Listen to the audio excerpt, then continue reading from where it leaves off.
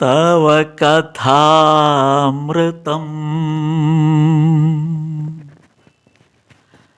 തപ്തജീവനം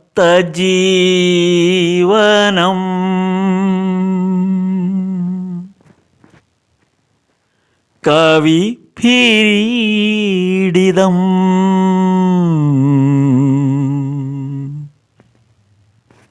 കൽമഷാപഹം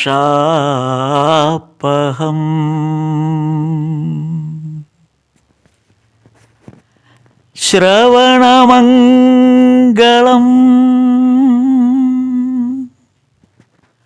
ശ്രീമദാത്തദം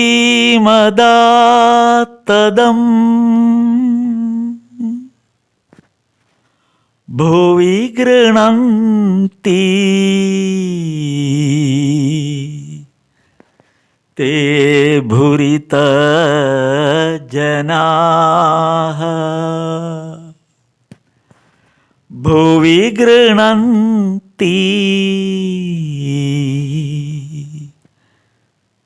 തേ ഭുരിത ജനാഃ.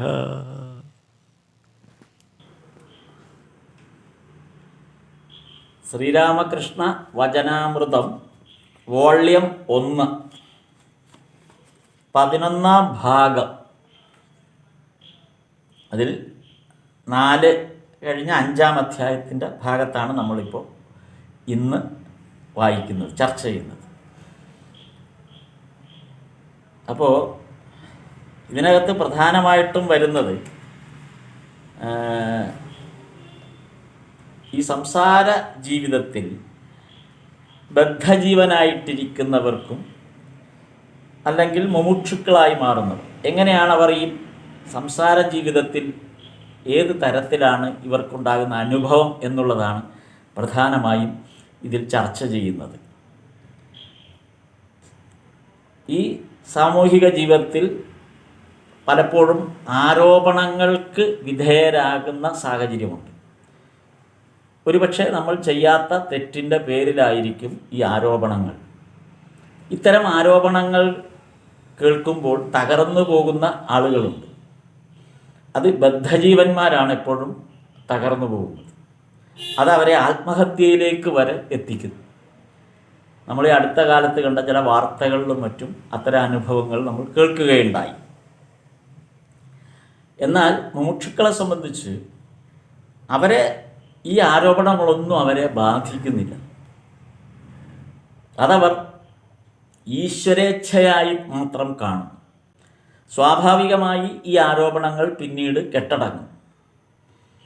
അപ്പോൾ ആ തരത്തിൽ അവരുടെ മാനസികമായ അവസ്ഥയെ ഇത് അല്പം പോലും സ്പർശിക്കുന്നില്ല എന്നുള്ളതാണ്. അതേസമയം ഈ ആരോപണ വിധേയരായ ബദ്ധജീവന്മാർക്ക് ജീവിതത്തിൽ നിലനിൽക്കാൻ പറ്റാതെയും പോകും. ഇത് നമ്മൾ ഇന്നത്തെ കാലത്ത് നിരവധി സംഭവങ്ങളിലൂടെ നമ്മൾ ഇപ്പോഴും അനുഭവിച്ചു കൊണ്ടിരിക്കുകയാണ്, അല്ലെങ്കിൽ നമ്മൾ കേട്ടുകൊണ്ടിരിക്കുന്ന വാർത്തകളാണ്. ഇതിവിടെ ചർച്ച ചെയ്യുന്നത് 1883 ജൂൺ 4-നാണ്. അതായത് ഇന്ന് ഈ 2025 ആയപ്പോൾ 142 വർഷം കഴിഞ്ഞിരിക്കുന്നു. ഇപ്പോൾ പോലും ഇതിൽ ചർച്ച ചെയ്യുന്ന ഈ വിഷയം വളരെ പ്രസക്തമാണ് എന്നുള്ളതാണ് ഇതിൻ്റെ പ്രത്യേകത. അതേപോലെ നമ്മൾ എങ്ങനെയാണ് ഈ സംസാരത്തിൽ ജീവിക്കേണ്ടത്, അതിന് ഒരു ഈശ്വര കൃപ അത്യാവശ്യമാണ്. എങ്കിൽ മാത്രമേ ഈശ്വരേച്ഛ എങ്ങനെ നമ്മൾ നേടിയെടുക്കാം, അതിന് ഈശ്വര കൃപ എങ്ങനെ നേടിയെടുക്കാം എന്നുള്ളതാണ് ഇവിടെ ചർച്ച ചെയ്യുന്നത്. ഇതിൽ ഈ ഈശ്വരേച്ഛ, ഈശ്വര കൃപ ലഭിക്കുന്നതിന് നമ്മുടേതായ ഒരു പരിശ്രമം കൂടെ വേണം. ഈശ്വരേച്ഛ ഇല്ലാതെ നന്മ ചെയ്യാനിറങ്ങുമ്പോൾ അതൊരു പക്ഷേ അപകടത്തിലേക്ക് പോകും. അത് ഒരു അപകടാവസ്ഥ, നമുക്ക് തന്നെ ദോഷമാകുന്ന തരത്തിൽ, അല്ലെങ്കിൽ നമ്മെ തന്നെ അത് ബാധിക്കുന്ന തരത്തിൽ ആ നന്മ ദോഷമായി മാറും. അതിൻ്റെ പ്രധാന കാരണം ഈശ്വരേച്ഛ ഇല്ലാതെ ചെയ്യുന്നത് കൊണ്ടാണ്. ഇത്തരം കാര്യങ്ങളാണ് ഇവിടെ ഇന്ന് ചർച്ച ചെയ്യപ്പെടുന്നത്. ഇത് ശ്രീരാമകൃഷ്ണദേവൻ ഈ ഒരു അവസ്ഥയെക്കുറിച്ച് ഈ ഭാഗത്ത് വളരെ വിശദമായി ഓരോരോ ഉദാഹരണങ്ങൾ സഹിതം കഥകൾ വരെ പറഞ്ഞുകൊണ്ട് വളരെ ഉദാഹരണ സഹിതമാണ് ഇത് പറയുന്നത്. അപ്പോൾ ഇനി നമുക്കതിൻ്റെ വീഡിയോ അല്ല, ഇനിയുള്ളത് ഓഡിയോയാണ്. ഓഡിയോ കേൾക്കാം. സ്ഥാപകായ ച ധർമ്മസ്യ സർവധർമ്മസ്വരൂപിണേ അവതാരവരിഷ്ഠായ രാമകൃഷ്ണായ തേ നമഃ. ലജ്ജാപടാവൃതേ നിത്യം ശാരദേ ജ്ഞാനദായികേ പാപേഭ്യോ ന സദാ രക്ഷ കൃപാമയി നമോസ്തുതേ. നമഃ ശ്രീയതിരാജായ വിവേകാനന്ദസൂരയേ സച്ചിത് സുഖസ്വരൂപായ സ്വാമിനേ താപഹാരിണേ. ശ്രീരാമകൃഷ്ണ വചനാമൃതത്തിലെ 1-ാം വോള്യത്തിൽ 11-ാം ഭാഗമാണ് നമ്മൾ. അതിൽ അധ്യായം 4 വരെയാണ് കഴിഞ്ഞ ദിവസം നമ്മൾ കഴിഞ്ഞ ആഴ്ച പറഞ്ഞത്. ഇത് അധ്യായം 5ഉം 6ഉം. അതിൽ പ്രധാനമായും ഈ അധ്യായങ്ങളിൽ പ്രധാനമായി കാണേണ്ട ഒരു കാര്യം സന്യാസിയും അവതാരവും തമ്മിലുള്ള വ്യത്യാസം. സന്യാസിയും അവതാരവും തമ്മിലുള്ള വ്യത്യാസമാണ് ഭഗവാൻ ഇവിടെ പരാമർശിക്കുന്നതിലൊരു പ്രധാന പോയിന്റ്. കഴിഞ്ഞ അധ്യായത്തിൽ നമ്മൾ കണ്ടത് ഭക്തിയുടെ കാരണത്തെക്കുറിച്ചാണ്, 4-ാം അധ്യായത്തിൽ കണ്ടത്. അത് കഴിഞ്ഞിട്ട് പിന്നെ വിശ്വാസത്തെക്കുറിച്ചാണ്. വിശ്വാസം എങ്ങനെയായിരുന്നു എന്നുള്ളതിനെക്കുറിച്ചാണ്. ഭക്തിയെക്കുറിച്ച് പറഞ്ഞപ്പോൾ ഭഗവാനൊരു കഥ പറഞ്ഞത് ജയിലിൽ പിടിച്ചിട്ട ഒരു ഗുമസ്തൻ്റെ കഥയാണ്. അതായത് ഗുമസ്തന് തൊഴിൽ സംബന്ധമായ ഏതോ കൃത്യവിലോപത്തിന് ആദ്യം ജയിലിലടച്ചു. സംസാരത്തിൽ കഴിയുമ്പോൾ ചില അത്യാഹിതങ്ങൾ സ്വാഭാവികമായി ഒരാളെ പിടികൂടും. അതിന് സംശയമൊന്നുമില്ല. സംസാര ജീവിതത്തിൽ ഉണ്ടാകുന്നതാണ്. തെറ്റിദ്ധാരണകൾ ഉണ്ടാകാം, അല്ലെങ്കിൽ ഇത്തരം കുറ്റാരോപണങ്ങൾ ഉണ്ടാകാം. അപ്പം അതിൻ്റെ ഭാഗമായി നമ്മൾ പ്രതീക്ഷിക്കാതെ നമ്മൾ ഉത്തരവാദി അല്ലെങ്കിൽ പോലും നമ്മൾ അതിന് ഉത്തരം പറയേണ്ട ആളായി മാറുകയും ചിലപ്പോൾ ശിക്ഷിക്കപ്പെടുകയും ചെയ്യും. അതൊരു സംസാര ജീവിതത്തിൻ്റെ ഭാഗമാണ് ഇത്തരം കാര്യങ്ങളൊക്കെ വരുന്നത്. അപ്പോൾ അത് പിന്നീടൊരു അന്വേഷണത്തിൽ നമ്മൾ കുറ്റവിമുക്തനാണ് എന്ന് വന്നാൽ നമ്മളെ വിടുതൽ ചെയ്യും, നമുക്ക് മോചനം കിട്ടും, കോടതി നമ്മളെ വെറുതെ വിടും. അപ്പോൾ തൊഴിൽപരമായ സത്യസന്ധതയിൽ നിലയുറപ്പിക്കുന്നയാൾ അങ്ങനെ ഒരാളാണെങ്കിൽ, അതാണ് ആ ഗുമസ്തൻ്റെ പ്രത്യേകതയായിട്ട് ഇവിടെ അങ്ങനെ ഒരു ഗുമസ്തനെ കുറിച്ചാണ്. ഇപ്പം തൊഴിൽപരമായ അയാളുടെ സത്യസന്ധത പുലർത്തുന്ന ഒരാളാണെങ്കിൽ അയാൾ വീണ്ടും ജോലിയിൽ പ്രവേശിക്കും. അതേസമയം ചിലരെ സംബന്ധിച്ച് കുറ്റാരോപണമുണ്ടാകുമ്പോൾ ചിലരെ അത് തീരെ ബാധിക്കുകയില്ല. കാര്യം അവർക്കറിയാം അവർ തെറ്റുകാരല്ല, അവർ സത്യസന്ധമായാണ് ഓരോന്നും നിർവഹിച്ചത്. അല്ലെങ്കിൽ എന്തെങ്കിലും തരത്തിലൊരു അപകടമുണ്ടാകുന്ന ഒരു കാര്യത്തിലും അവർ ഇടപെട്ടിട്ടില്ല എന്ന് അവർക്ക് തന്നെ അറിയാം. ആത്മവിശ്വാസമുണ്ട് അതിനകത്ത്. അങ്ങനെയുള്ളവരെ ഇത്തരം കുറ്റാരോപണങ്ങൾ ഉണ്ടാകുമ്പോൾ അവരെ ബാധിക്കുന്നതേയല്ല. എന്നാൽ ചിലർക്ക് വലിയ മാനസിക ആഘാതമുണ്ടാവും. അവർ ചിലപ്പോൾ കുറ്റം ചെയ്തിട്ടില്ല, കുറ്റം ചെയ്യാത്തവരാണ്, നിരപരാധികളാണ്. പക്ഷെ അവർക്ക് അനുഭവിക്കേണ്ടി വരുന്നൊരു മാനസിക ആഘാതമുണ്ട്. അങ്ങനെയുള്ളവർ ചിലപ്പോൾ ജീവൻ തന്നെ വെടിഞ്ഞേക്കാം. കാരണം ഇങ്ങനെ ഒരു സംസാരത്തിൽ ജീവിക്കണ്ടെന്നവർ അങ്ങ് തീരുമാനിക്കും. ഇങ്ങനെ ഒരു ചുറ്റുപാടിൽ താനൊരു സത്യസന്ധത പുലർത്തിയിട്ട് തനിക്ക് ഇതാണ് തനിക്ക് വരുന്ന ആ ഒരു അവസ്ഥ ഇതാണെങ്കിൽ തനിക്കിനി ഇവിടെ ജീവിച്ചിട്ട് കാര്യമില്ല എന്നുള്ള വലിയൊരു ഇച്ഛാഭംഗത്തോടു കൂടി അവർ ചിലപ്പോൾ ജീവൻ തന്നെ ത്യജിക്കാൻ തയ്യാറാവും, ആത്മഹത്യക്ക് തയ്യാറാവും. അതേസമയം നമ്മൾ എങ്ങനെയാണ് ഇവിടെ ജീവിക്കേണ്ടത്? കുറ്റാരോപണ വിധേയനായി ഗുമസ്തൻ ജയിലിലായാൽ പോലും തിരിച്ചയാൾ ഗുമസ്തൻ്റെ ജോലിയിലേക്ക് വീണ്ടും പഴയ പോലെ പ്രവേശിക്കുമ്പോൾ ജീവൻ മുക്തനായി സംസാരത്തിൽ ജീവിക്കാൻ കഴിയും എന്നാണത് പറയുന്നത്. കാര്യം തന്നെ ഈ സംസാരത്തിലുണ്ടാകുന്ന ബദ്ധജീവന്മാരെ ബാധിക്കുന്ന ഒന്നും തന്നെ ബാധിക്കുന്നില്ല. കാര്യം താൻ ജീവൻ മുക്തനാണ് എന്ന് അയാൾക്കറിയാം. അപ്പോൾ അത് കഴിയുമ്പോൾ അയാൾ ജീവൻ മുക്തനായി തന്നെ സംസാരത്തിൽ അയാളെ മറ്റൊന്നും ബാധിക്കുന്നില്ല. എന്നാൽ ചിലർ ബദ്ധജീവനാണ്, അവർക്കിത് താങ്ങാൻ കഴിയില്ല, അവർ ചിലപ്പോൾ കടുകൈ ചെയ്തെന്ന് വരും.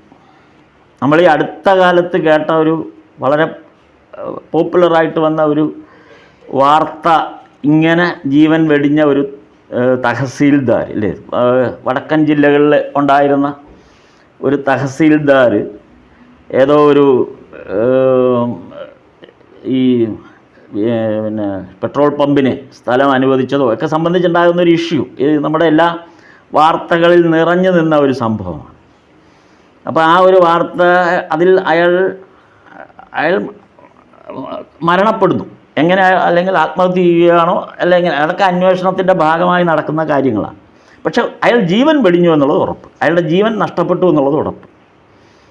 അപ്പം ഇത്തരം കാര്യങ്ങൾ നമ്മുടെ ഈ കാലത്തും നമ്മളിപ്പോൾ ഈ വചനാമൃതത്തിൽ ഇപ്പോൾ വായിക്കുമ്പോഴും ഭഗവാൻ അന്ന് ഇതേക്കുറിച്ച് സൂചനകൾ അന്ന് മുതലേ നൽകി വരുന്നതാണ്.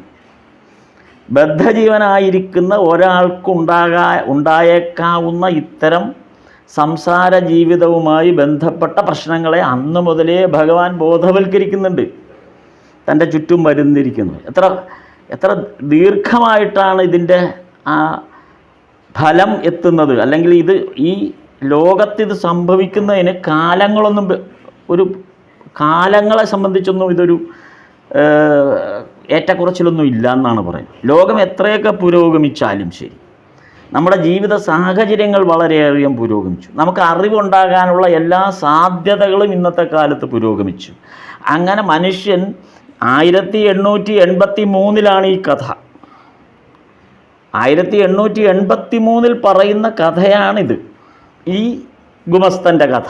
1883 ജൂൺ 4 അതാണ് അതിൻ്റെ രസം. 1883 ജൂൺ 4 പറഞ്ഞ കഥയാണ്. എത്ര കൃത്യമായിട്ട് ഡേറ്റ് വെച്ചിട്ടാണ്. അതാണ് ഈ വചനാമൃതത്തിൻ്റെ വലിയൊരു ഡോക്യുമെൻറ്റേഷൻ. നോക്ക്, ഡോക്യുമെൻറ്റേഷൻ വളരെ കൃത്യമാണ്. അപ്പോൾ ഒരു തൊഴിൽ സംബന്ധമായ ഒരാൾ ഏർപ്പെടുമ്പോൾ അയാൾക്കുണ്ടായേക്കാവുന്ന ഒരു വസ്തുതയെക്കുറിച്ചുള്ള ഡോക്യുമെൻ്റ്, അതിന് ഉള്ള പരിഹാരമോ അല്ലെങ്കിൽ അതിൻ്റെ ഒരു മുന്നറിയിപ്പോ ഭഗവാൻ നൽകുന്നത് കൃത്യമായി ഡോക്യുമെൻ്റ് ചെയ്താണ്. 2025 നമ്മൾ വായിക്കുമ്പോൾ അല്ലേ, 2025 ഈ ഓഗസ്റ്റ് മാസത്തിൽ നമ്മൾ വായിക്കുമ്പോൾ നമ്മൾ ഇതിനെക്കുറിച്ച് നമുക്ക് ബോധ്യം വരുന്നത്. അപ്പോൾ ഇത് നമ്മെ സംബന്ധിച്ചിടത്തോളം നമുക്കിത് ജൂലൈ മാസത്തിൽ, ഞാൻ ആഗസ്റ്റ് എന്ന് പറഞ്ഞ തെറ്റ്, ജൂലൈ മാസത്തിൽ അല്ലേ, ഇത് ജൂലൈ മാസമല്ലേ, ജൂലൈ മാസത്തിൽ എനിക്ക് മാസത്തിൻ്റെ ഒരു തെറ്റ് പറ്റി. അപ്പോൾ 2025 ജൂലൈ മാസത്തിൽ നമ്മൾ ഇതിരുന്ന് സംസാരിക്കുമ്പോൾ 1883 ജൂൺ 4 തിങ്കളാഴ്ച ഭഗവാൻ ഇത് പറഞ്ഞതിരിക്കുക. ഈ അടുത്ത കാലത്ത് സംഭവിച്ച ഒരു ഉദാഹരണം നമ്മുടെ മുമ്പിൽ ഇപ്പോൾ അത് നിലനിൽക്കുകയാണ്. ആ സംഭവം, ആ തഹസീൽദാർ ആത്മഹത്യ ചെയ്ത സംഭവം ഇപ്പോൾ നമ്മുടെ മുമ്പിൽ നിൽക്കുന്നു. അപ്പോൾ എത്ര കൃത്യമായിട്ടാണ് ഇതൊക്കെ ഈ കാലത്തും ഇതിൽ റിലവൻ്റ് ആണെന്നുള്ളത്. ഈ സംഭാഷണങ്ങൾ, ഭഗവാന്റെ ഈ വചനാമൃതം എത്ര റിലവൻ്റ് ആണെന്നുള്ളതാണ് നമ്മൾ ഓരോ വരികളും അങ്ങനെ ഒരുപാട് വരികളിലേക്ക് ഈ സംഭാഷണങ്ങളിലൂടെ പോകുമ്പോൾ നമുക്ക് ഇന്നത്തെ കാലവുമായിട്ട് ഇത് കൂട്ടിയിണക്കപ്പെടുന്നുണ്ട്. അതാണ് അതിനകത്തെ പ്രത്യേകത. അപ്പോൾ ഇങ്ങനെ ഒരു സംസാരത്തിൽ ജീവിക്കേണ്ടി വരുമ്പോൾ ജീവൻ മുക്തനാകുന്ന ഒരവസ്ഥയിലേക്ക് നമ്മൾ മാനസികവുമായിട്ട് നമുക്ക് മാറാൻ പറ്റണം. അങ്ങനെ വരുമ്പോൾ നമുക്ക് ഈ ചുറ്റുപാടുമുള്ള ഈ സംസാര ലോകത്തെ ജീവിതത്തിൻ്റെ അപഖ്യാതികളൊന്നും നമ്മെ ബാധിക്കില്ല, അതിൻ്റെ വൈഷമ്യങ്ങളൊന്നും നമ്മെ ബാധിക്കില്ല എന്നാണ് പറയുന്നത്. പക്ഷെ അങ്ങനെ ബാധിക്കാതെ ഇരിക്കണമെങ്കിൽ നമുക്കൊരു കാര്യം കൂടെ ആവശ്യമാണെന്ന് ഭഗവാൻ ഇവിടെ പറയുന്നു. അതെന്താണ്? ഈശ്വര കൃപ നമുക്ക് അത്യാവശ്യമാണ്. ഈശ്വര കൃപ നമുക്ക് അത്യാവശ്യമാണ്. ആ ഈശ്വര കൃപ നമുക്ക് ലഭിക്കണമെങ്കിൽ നമ്മുടേതായ ഒരു ശ്രമം കൂടെ വേണം. ആ ഈശ്വര കൃപയ്ക്ക് നമ്മുടേതായ ഒരു ശ്രമം കൂടെ വേണമെന്നാണ് പറയുന്നത്. ഈശ്വരൻ വേണ്ടതെല്ലാം നമുക്ക് തരും, അതിനൊരു സംശയവും വേണ്ട, നമ്മളൊന്നും ചെയ്യണ്ട. ഈശ്വരൻ നമുക്ക് വേണ്ടതെല്ലാം തന്നുകൊണ്ടേയിരിക്കും, അതിനൊരു സംശയമില്ല. പക്ഷേ അതോടൊപ്പം നമ്മുടെ പരിശ്രമം കൂടി ഉണ്ടെങ്കിൽ എന്തായിരിക്കും ഫലം? ഈശ്വര കൃപ നമ്മിലേക്ക് എത്തും. ഭഗവാന് നമ്മളെ എല്ലാം ഇഷ്ടമാണ്, എല്ലാവരെയും ഭഗവാൻ ഇഷ്ടമാണ്. അതുകൊണ്ട് ഭഗവാൻ എല്ലാവരിലേക്കും ഭഗവാന്റെ കൃപ ചൊരിയുന്നുണ്ട്. നേരത്തെ ശ്രീരാമകൃഷ്ണദേവൻ പറഞ്ഞ പോലെ ആ വലിയ സാഗരത്തിൽ നിന്ന്, കൃപാസാഗരത്തിൽ നിന്ന് നമ്മിലേക്കുള്ള ആ ചാല് കൃത്യമായി വെട്ടിയിടേണ്ട ചുമതല നമുക്കാണ്. പാടത്തേക്ക് കനാല് വെട്ടുന്നതിൻ്റെ കഥ നമ്മൾ മുമ്പ് ഒരവസരത്തിൽ വയനാവൃതത്തിൽ നമ്മൾ പറഞ്ഞതാണ്. രണ്ട് കർഷകരുടെ. അപ്പോൾ ആ മഹാസാഗരത്തിൽ നിന്ന് ആ കൃപയാകുന്ന ജലം നമ്മിലേക്ക് എത്തുന്നതിന് ഒരു ചാല് നമ്മിലേക്ക് തടസ്സമില്ലാതെ നമ്മിലേക്ക് എത്താനുള്ള ഒരു സാഹചര്യം സൃഷ്ടിക്കേണ്ടത് നമ്മളാണ്. കൃപാസാഗരം നമുക്ക് തൊട്ടടുത്ത് നിൽപ്പുണ്ട്. കൃപാസാഗരം നമുക്ക് ചുറ്റും നിൽക്കുന്ന കൃപാസാഗരമാണ്. പക്ഷെ ആ കൃപാസാഗരം നമ്മിലെത്തണമെങ്കിൽ നമ്മുടെ ഒരു അധ്വാനം അതിനകത്ത് വേണം. അപ്പോൾ ഇവിടെ ഭഗവാൻ അതിനെ മറ്റൊരു ഉദാഹരണം കൂടെ സൂചിപ്പിക്കുന്നുണ്ട്. ഇങ്ങനെയുള്ളൊരു സാഹചര്യം ഈ കൃപ എങ്ങനെ നമ്മിലെത്തുന്നു എന്നുള്ളത്. നേരത്തെ ചാല് വെട്ടുന്ന പോലെ വലിയ അത്യധ്വാനം ചെയ്യുന്നൊരു കർഷകൻ്റെ ഉദാഹരണത്തെക്കാളും വളരെ ലളിതമായൊരു ഉദാഹരണം പറയുന്നുണ്ട് ഭഗവാൻ. അത് നമ്മുടെ വീട്ടിലെ അമ്മയെ സംബന്ധിച്ചാണ്.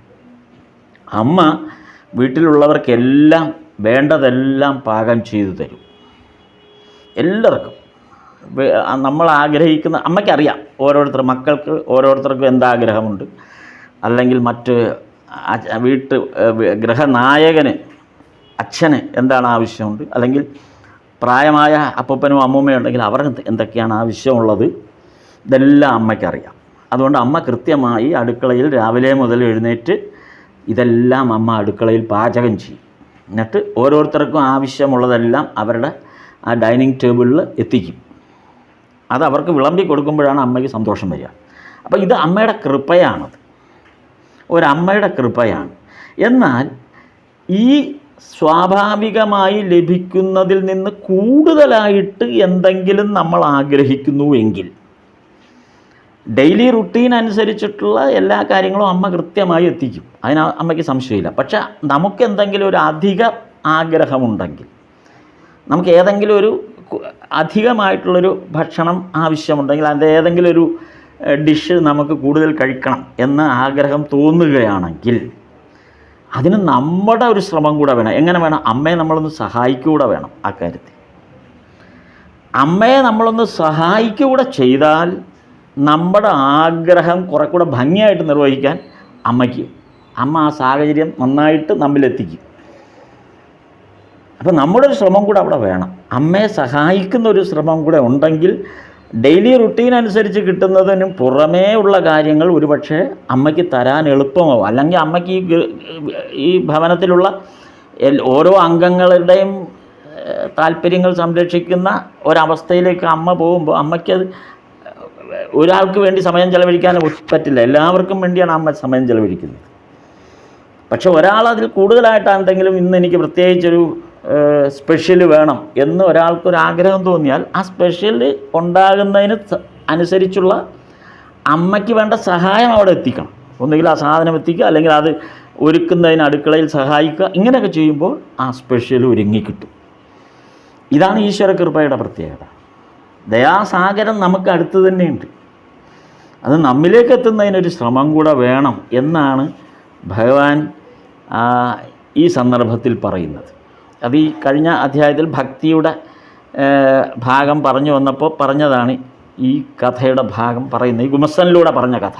അടുത്ത് കഴിഞ്ഞ തവണ പറഞ്ഞു നിർത്തിയ മറ്റൊന്ന് വിശ്വാസത്തിൻ്റെ ഭാവമാണ്. വിശ്വാസം, അത് 4-ാം അധ്യായത്തിലാണ് വിശ്വാസത്തിൻ്റെ ഭാവം പറഞ്ഞത്. അതിന് ശ്രീരാമകൃഷ്ണദേവൻ പറഞ്ഞ നല്ലൊരു ഉദാഹരണത്തിൻ്റെ കഥ ശംഭുമല്ലികൻ്റെ കഥയാണ്. വിശ്വാസത്തിൻ്റെ ശക്തി ഒരാളിൽ എങ്ങനെയെന്ന് കാണിക്കാൻ വേണ്ടിയിട്ടാണ് ശംഭുമല്ലികൻ്റെ കഥ ഭഗവാൻ പറഞ്ഞത്. ശംഭുമല്ലികനെ സംബന്ധിച്ച് ഒരു പ്രത്യേകത എന്തെന്ന് വെച്ചാൽ ധനം, സ്വത്ത്, ഇങ്ങനെയുള്ള കാര്യങ്ങളിലൊക്കെയാണ് അത്. ഈ ധനം, സ്വത്ത് അല്ലെങ്കിൽ അത്തരം കാര്യങ്ങളിൽ വളരെ ശ്രദ്ധയുള്ള ഒരാളാണ്. അങ്ങനെയുള്ള സംസാര ജീവിതത്തിലെ ഒരു ഘടന അതാണ്. അപ്പോൾ അതിലൊക്കെ വളരെ ശ്രദ്ധിച്ചിരിക്കുന്ന ഒരാളാണ്, ഭക്തനും കൂടിയാണ് ശംഭുമല്ലികൻ. അപ്പോൾ ഭഗവാൻ ഒരിക്കൽ ശംഭുമല്ലികനോട് ചോദിക്കുന്നുണ്ട്, നീ ശംഭുമല്ലികൻ ഒരു വലിയ ഈശ്വര കൃപയോടുകൂടി ചെയ്യുന്ന അല്ലെങ്കിൽ ഈശ്വര കാരുണ്യത്തോടുകൂടി ചെയ്യുന്ന ചില കാര്യങ്ങൾ എന്താണ് എന്ന് ചോദിച്ചാൽ ശംഭുമല്ലികൻ്റെ വേർഷൻ എന്തെന്ന് വെച്ചാൽ ഡിസ്പെൻസറി പണിയുക, റോഡ് നിർമ്മിക്കുക, അതായത് പൊതുസമൂഹത്തിൻ്റെ കാര്യങ്ങൾ നന്നായിട്ട് ചെയ്യുന്നതൊക്കെ ഈശ്വരകാരുണ്യമായിട്ട് ശംഭുമല്ലികൻ കരുതി വച്ചിരിക്കുക. അപ്പോൾ ഡിസ്പെൻസറി നിർമ്മിക്കുക, അവിടെ സ്ഥാപിക്കുക, റോഡ് നിർമ്മിക്കുക, സ്കൂൾ നിർമ്മിക്കുക, അതുപോലെ കുളം നിർമ്മിക്കുക, ആശുപത്രി നിർമ്മിക്കുക, ഇതൊക്കെയാണ് ശംഭുമല്ലികൻ വളരെ പ്രധാനമായിട്ട് കാണുന്ന സേവ, സാമൂഹിക സേവ. അത് ഈശ്വര സേവയായി കണ്ടുകൊണ്ട് ചെയ്യാൻ. അപ്പോൾ പ്രധാനമായും ഇത്തരം കാര്യങ്ങളിലാണ് അങ്ങനെയുള്ളവരെ നമുക്ക് ധാരാളം അറിയാം. കാര്യം നമുക്ക് ചുറ്റും എത്രയോ ഉദാഹരണങ്ങൾ അങ്ങനെയുണ്ട്. ഇത്തരം കാര്യങ്ങൾ സംഘടിപ്പിച്ച് സമൂഹത്തിന് മുന്നിലേക്ക് അത് കൊടുക്കുക എന്നുള്ളതാണ് വലിയ കാര്യമായിട്ട് അവർ ചെയ്യുന്നത്. അത് കുറവല്ല, അത് നല്ലതാണ്. സാമൂഹിക സേവനം തെറ്റല്ല. പക്ഷേ അങ്ങനെ ചെയ്യുന്നവരുടെ ഭാവം എന്തായിരിക്കണം എന്നാണ് ഭഗവാൻ പറഞ്ഞത്. ഭഗവാൻ പ്രത്യേകിച്ചും ഇങ്ങനെയെല്ലാം ചെയ്യേണ്ട ഒരു സാഹചര്യം മുന്നിൽ വന്ന് പെട്ടാൽ അത് ചെയ്യണ്ടെന്നല്ല ഞാൻ പറയുന്നത്, അത് ചെയ്യണം. ഇങ്ങനെ ഒരു സാഹചര്യം, ഒരിടത്ത് ഒരു ആശുപത്രിയുടെ ആവശ്യം വന്നു, അത് ആശുപത്രി കാര്യം ഞാൻ ചെയ്യുന്നു, സമൂഹത്തിന് വേണ്ടി അങ്ങനെ ഒരു ആവശ്യം വന്നാൽ അത് ചെയ്യണം, സംശയമില്ല. ഈ ഓരോ റോഡ് വേണമെന്നുള്ള സാഹചര്യം വന്നാൽ അത് ചെയ്യേണ്ട ഒരു ചുമതല നമ്മളുടെ ചുമലിൽ വന്നാൽ നമ്മളത് ചെയ്യണം. അപ്പോൾ മുൻപിൽ വന്ന് പെട്ടാൽ ചെയ്യണ്ട എന്നല്ല ഭഗവാൻ പറയുന്നത്. പക്ഷെ ചെയ്യുമ്പോൾ അത് നിഷ്കാമമായിട്ട് ചെയ്യാൻ കഴിയണം. അവിടെയാണ് പ്രശ്നം. ഇപ്പം നമ്മളിവിടെ നമുക്കറിയാമല്ലോ, ഒരു ബസ് സ്റ്റോപ്പ് പണിഞ്ഞാൽ, ഒരു ബസ് സ്റ്റോപ്പ് പണിയാന്ന് പറഞ്ഞാൽ വലിയൊരു കാര്യമൊന്നുമല്ല. അപ്പോൾ സ്വാഭാവികമായൊരു ചെറിയ 4 കാല് തൂങ്ങി 4 കാല് നാട്ടിയിട്ട് ഒരു ഷീറ്റ് ഇടുമ്പോൾ ബസ് സ്റ്റോപ്പായി. പക്ഷേ ആ ബസ് സ്റ്റോപ്പിൻ്റെ മുകളിൽ എഴുതി വച്ചിരിക്കുന്നത് ബസ് സ്റ്റോപ്പിനേക്കാളും വലിയ ഒരു ബോർഡാണ്. അത് ആ ബസ് സ്റ്റോപ്പ് നിർമ്മിക്കുന്നതിൻ്റെ ധനം ഇവിടെ കൊണ്ടുവന്നതാരോ ആ ആളുടെ പേരോ പൊസിഷനോ ഒക്കെ ചേർത്തായിരിക്കും അത് എഴുതുക. ഇത് നമ്മൾ നാട്ടിലുടനീളം കാണാം. അത് ഇന്ന ഫണ്ടിൽ നിന്ന്, പ്രത്യേകിച്ച് MLA-മാരോ ജനപ്രതിനിധികളോ ആണെങ്കിൽ അവരത് കൃത്യമായിട്ട് എഴുതും. അപ്പോൾ അവരുടെ പേരെഴുതി വെക്കുന്ന ബസ് സ്റ്റോപ്പുകൾ അല്ലെങ്കിൽ അങ്ങനെയുള്ള അനുബന്ധ നിർമ്മാണ പ്രക്രിയകളുടെയൊക്കെ മുകളിൽ അവരുടെ പേര് കൂടെ എഴുതി വെക്കും. ഇന്ന MLA-യുടെ അല്ലെങ്കിൽ ഇന്ന MP-യുടെ അല്ലെങ്കിൽ ഇന്ന ജനനേതാവിൻ്റെ എന്നൊക്കെ കാണും. അല്ലെങ്കിൽ സാമ്പത്തികമായി ഒരുപാട് സഹായിക്കുന്ന സ്വകാര്യ വ്യക്തികളും അവരവരുടെ പേരെഴുതി വെക്കും. കഴിഞ്ഞ ദിവസം നമ്മളത് പറഞ്ഞപ്പോൾ ഭഗവതിദാസിയുടെ കാര്യം, കടവ് കെട്ടിയിട്ട് സ്വന്തം പേരെഴുതി വെച്ചപ്പോൾ ഭഗവാൻ ഭൈലേബേഷ് എന്ന് പറഞ്ഞതിൻ്റെ കാര്യമാണത്. അത് തന്നെയാണ് ഇവിടെയും സൂചിപ്പിക്കുന്നത്. അത് നിഷ്കാമമല്ല ആ കർമ്മം. ആ കർമ്മത്തെ നിഷ്കാമ കർമ്മം എന്ന് പറയാൻ പറ്റില്ല. അവനവൻ്റെ പ്രശസ്തിക്കോ അവനവനെക്കുറിച്ച് മറ്റുള്ളവർ അറിഞ്ഞിരിക്കണം എന്നുള്ള ആഗ്രഹം കൊണ്ടോ അവനവൻ്റെ ആ സാന്നിധ്യത്തെ കൂടുതൽ ജനങ്ങളിൽ എത്തിക്കുകയോ ചെയ്യുന്നതിന് വേണ്ടി ചെയ്യുന്ന പ്രവൃത്തിയാണത്. അതിനെ നിഷ്കാമകർമ്മം എന്ന് പറയാൻ പറ്റില്ല. അപ്പോൾ ഒരിക്കൽ കേശവചന്ദ്രസേനോടും മറ്റും മുതലായവരോട് ശ്രീരാമകൃഷ്ണദേവൻ പറഞ്ഞതാണ്, നിങ്ങളൊക്കെ പറയുന്നു ലോകത്തിന് ഉപകാരം ചെയ്യണമെന്ന്. കേശവചന്ദ്രസേനോടും ബ്രഹ്മസമാജത്തിൻ്റെ മറ്റ് മുതിർന്ന അംഗങ്ങളോട്, പലരും അതിസമ്പന്നന്മാരാണ് അന്നത്തെ കാലത്ത്. അപ്പോൾ അവരോട് ഭഗവാൻ പറഞ്ഞത്, നിങ്ങളെല്ലാവരും എപ്പോഴും പറയുന്നൊരു കാര്യമുണ്ട്, ലോകത്തിന് ഉപകാരം ചെയ്യണം എന്ന്. വളരെ നമ്മൾ തെറ്റിദ്ധാരണ കൂടാതെ മനസ്സിലാക്കേണ്ട ഒരു സ്റ്റേറ്റ്മെൻറ്റാണ് ഭഗവാൻ ഇവിടെ പറയുന്നത്. അപ്പോൾ അതിൻ്റെ ആ അർത്ഥം കൃത്യമായി നമുക്ക് ഉൾക്കൊള്ളാൻ പറ്റണം. അല്ലെങ്കിൽ അത് തെറ്റായ ഒരു വ്യാഖ്യാനമായിട്ടും വരാൻ സാധ്യതയുള്ളത് കൊണ്ടാണ് ഞാനത് പ്രത്യേകം പറയുന്നത്. അപ്പോൾ ഇവിടെ ഭഗവാൻ കേശവചന്ദ്രസേനോടും സംഘങ്ങളോടും പറഞ്ഞത്, നിങ്ങളെല്ലാം പറയുന്നു ലോകത്തിന് ഉപകാരം ചെയ്യണമെന്ന്. ലോകം എന്താ അത്ര ചെറിയൊരു വസ്തുവാണോ എന്നാണ് ഭഗവാൻ ചോദിച്ചത്. ലോകത്തിന് ഉപകാരം ചെയ്യുക എന്ന് നിങ്ങൾ പറയുമ്പോൾ നിങ്ങൾ എന്താണ് ഈ ലോകം എന്ന് ധരിച്ചു വച്ചിരിക്കുന്നത്? അതത്ര ചെറിയൊരു വസ്തുവാണോ ഈ ലോകം? പിന്നെ ലോകത്തിന് ഉപകാരം ചെയ്യാൻ ആ ലോകത്തിന് ഉപകാരം ചെയ്യുക എന്ന് നിങ്ങൾ പറയുമ്പോൾ നിങ്ങളാരാ അത് പറയാൻ? നിങ്ങൾക്ക് എന്താണ് അതിനുള്ള അർഹത അത് പറയാൻ? നിങ്ങൾക്ക് ഈ ലോകത്തിന് ഉപകാരം ചെയ്യാൻ പറ്റുമോ? നിങ്ങൾ അത്രമേൽ ഈ ലോകത്തിന് ഉപകാരം ചെയ്യത്തക്ക ഒരു വലിയ ശക്തനാണോ നിങ്ങൾ? ഇപ്പം ഭഗവാൻ പറഞ്ഞത്, സാധന ചെയ്ത് ഭഗവാനെ, ഈശ്വരനെ സാക്ഷാത്കരിക്കുകയാണ് ആദ്യം വേണ്ടത്. എന്നിട്ട് വേണം ലോകോപകാരമായ കാര്യങ്ങൾക്ക് ചെയ്യാൻ. അപ്പം ഈശ്വര സാക്ഷാത്കാരത്തിന് വേണം ആദ്യം ശ്രമിക്കാൻ, എന്നിട്ട് വേണം ലോകോപകാരം എന്നുള്ള. അപ്പോൾ ഈ ലോകോപകാരം എന്നുള്ള കാര്യം അങ്ങ് പോകും. ഈശ്വര സേവ എന്നാണ് പിന്നെ പറയുക. ഈശ്വര സാക്ഷാത്കാരമോ ഈശ്വര ചിന്തയോ ഇല്ലാതെ ചെയ്യുന്ന ഉപകാര പ്രവൃത്തികളെയാണ് ലോകോപകാരം എന്ന വാക്കുകൊണ്ട് ഉദ്ദേശിക്കുന്നത്. അങ്ങനെ ഒരു ലോകോപകാരം ചെയ്യാനുള്ള ശക്തിയൊന്നും മനുഷ്യനില്ല. അപ്പോൾ ഈശ്വര സാക്ഷാത്കാരം നേടിയ ശേഷം ഇതേ കാര്യങ്ങൾ നിങ്ങൾ ചെയ്യുമ്പോൾ അത് ഈശ്വര സേവ എന്നാണ് അതിന് പറയുക. നിങ്ങൾ ഈ സമൂഹത്തിന് വേണ്ടി ചെയ്താലും ലോകത്തിന് വേണ്ടി ചെയ്താലും ആർക്ക് വേണ്ടി ചെയ്താലും അതൊരു ഈശ്വര സേവ. അതെത്ര ആ വലിപ്പം നിങ്ങൾക്ക് ഭഗവാൻ നിങ്ങളുടെ മുമ്പിൽ ആ വലിപ്പത്തെ ചെറുതായി തന്നെ തരും. പ്രപഞ്ചത്തെ മുഴുവനും അർജുനൻ്റെ മുമ്പിൽ ഭഗവാൻ കാണിച്ചു കൊടുക്കുന്നത് ഒരു പ്രപഞ്ചരൂപം മുഴുവൻ, വിശ്വരൂപം. ആ പ്രപഞ്ചരൂപം മുഴുവൻ അർജുനൻ്റെ കണ്ണിന് പാകത്തിനാക്കിയാണ് കാണിച്ചു കൊടുത്തത്. യശോദാമ്മയുടെ കണ്ണിന് പാകപ്പെടുത്തിയാണ് കാണിച്ചു കൊടുത്തത് വലിയ പ്രപഞ്ചമാണ്.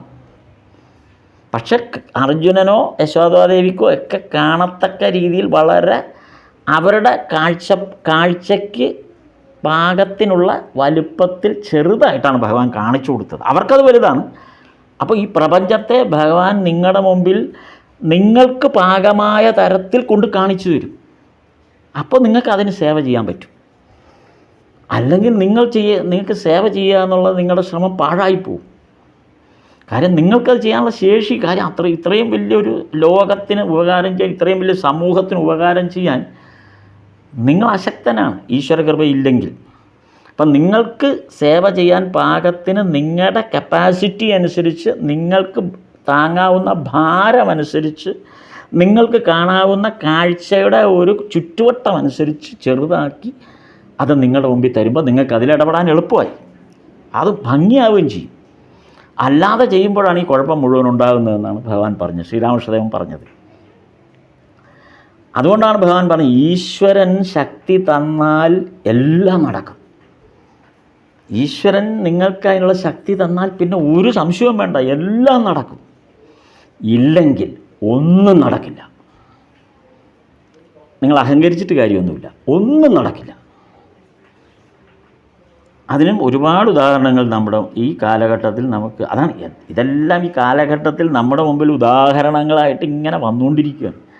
നമ്മളത് ഈശ്വരൻ്റെ ഉദാഹരണങ്ങളായി തന്നെ കാണണം.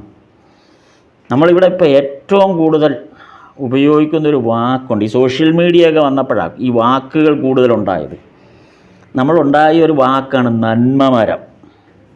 ചില ആളുകളെയും ഒക്കെ നമ്മൾ നന്മമരം എന്ന് പറയും. എന്താണ്? അവരിങ്ങനെ സേവ ചെയ്തുകൊണ്ടിരിക്കുക. അപ്പോൾ അവരൊക്കെ നന്മമരങ്ങളായി. അപ്പോൾ ഈ നന്മ ചെയ്ത കാര്യങ്ങളൊക്കെ ഈ സോഷ്യൽ മീഡിയ കൂടെ വന്നുകൊണ്ടിരിക്കും, അവർ ചെയ്യുന്ന നന്മകൾ. എന്നിട്ട് അവരെ എല്ലാം ഈ ആളുകൾ എന്ത് വിളിക്കും? നന്മമരം എന്ന് വിളിക്കും. അപ്പോൾ അവരങ്ങനെ സേവനം ചെയ്തുകൊണ്ടിരിക്കുക. ഈ അടുത്തിടെ വലിയൊരു ഇഷ്യൂ സോഷ്യൽ മീഡിയയിലൊക്കെ നിറഞ്ഞു വന്നു. ഒരു മിമിക്രി കലാകാരൻ്റെ ഭാര്യയ്ക്ക് വീട് വെച്ച് കൊടുത്തു. പിന്നീട് എന്ത് സംഭവിച്ചു? ആ വീട് വെച്ച് കൊടുത്ത ആൾ പിന്നെ ഇപ്പോൾ പറയുന്ന അയാളുടെ സ്റ്റേറ്റ്മെൻ്റ് എല്ലാം സോഷ്യൽ മീഡിയയിൽ വരുന്നുണ്ട്. ആ വീട് വെച്ച് കൊടുത്ത ആളുടെ, അതേതോ ഒരു പ്രൈവറ്റ് സ്ഥാപനമാണ്, അതിൻ്റെ ഉടമസ്ഥനോ ആരോ ആണ്. അയാളുടെ സ്റ്റേറ്റ്മെൻറ്റൊക്കെ ഇപ്പോൾ ഇങ്ങനെ സോഷ്യൽ മീഡിയയിൽ വരികയാണ്. എന്താണ് വരുന്നത്? ഞാനിനി ജീവിതത്തിൽ ഒരാൾക്കും വീട് വെച്ച് കൊടുക്കില്ല. നന്നായി. എങ്ങനെ ഇരിക്കുന്നു? ഞാൻ ഒരു മിമിക്രി കലാകാരന് വീട് വെച്ച് കൊടുത്തതാണ് ഇഷ്യൂ ആയി മാറിയത്. കാരണം ആ വീടിനെക്കുറിച്ച് എന്തോ പരാതികളും ആ വീടിൻ്റെ സംബന്ധിക്കുന്ന എന്തോ ഇഷ്യൂസൊക്കെ ഇങ്ങനെ സോഷ്യൽ മീഡിയയിൽ നിറഞ്ഞു നിൽക്കുന്നുണ്ട്. അതെല്ലാവരും നമ്മളെല്ലാം കാണുന്നുണ്ട്. അതോടുകൂടി ഈ നന്മമാരമായിരുന്ന ഇയാൾ ഇപ്പോൾ എടുത്ത തീരുമാനം എന്താ? ഇനി ഞാൻ ജീവിതത്തിലും ആർക്കും വീട് വെച്ച് കൊടുക്കില്ല. അപ്പോൾ ഈ നന്മ എവിടെ പോയി? എന്തുകൊണ്ടാണ് അയാൾക്ക് അനുഭവം ഉണ്ടായത്? അതാണ് ഭഗവാൻ നേരത്തെ പറഞ്ഞത്. അവിടെ ഈശ്വര കൃപയില്ലാതെ പോയി. അതുകൊണ്ടാണ് അയാൾ കുറ്റാരോപിതനാകാൻ തുടങ്ങി, അല്ലെങ്കിൽ അയാൾക്കെതിരെ ആരോപണങ്ങൾ വരാൻ തുടങ്ങി. അതുപോലെ വേറൊരു നന്മ മരത്തിൻ്റെ കഥ. വിദേശത്തു നിന്നാണ് ധാരാളം ധനം വന്ന് ലക്ഷങ്ങൾ കോടികളൊക്കെ ഇങ്ങനെ സുഖമില്ലാത്തവർക്കൊക്കെ വിതരണം ചെയ്യുന്നത്. അത് നല്ലതാണ്. സുഖമില്ലാതിരിക്കുന്ന നിർധനരായ പാവപ്പെട്ടവർക്ക് ധനം എത്തുന്നത് വളരെ നല്ലതാണ്. പക്ഷേ ഇപ്പോൾ ആ നന്മമരത്തിൻ്റെ അവസ്ഥ എന്തായി?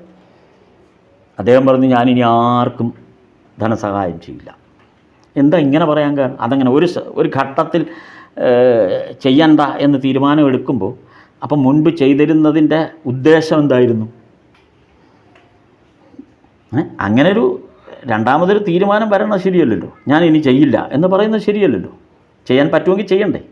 അപ്പോൾ ഞാൻ ചെയ്യില്ല എന്ന് പറയുമ്പോൾ ആദ്യം ചെയ്ത ഉപകാരങ്ങളുടെയൊക്കെ പിന്നിൽ എന്തോ പ്രശ്നം ഉണ്ടായി എന്നുള്ളതാണ്. അല്ലെങ്കിൽ അയാളെ സംബന്ധിച്ച് ഇത് ബുദ്ധിമുട്ടേണ്ട കാര്യമില്ലല്ലോ. ഇപ്പം ഞാൻ എൻ്റെ ഒരു വ്യക്തിപരമായ അനുഭവം പറയാം. ഒരിക്കൽ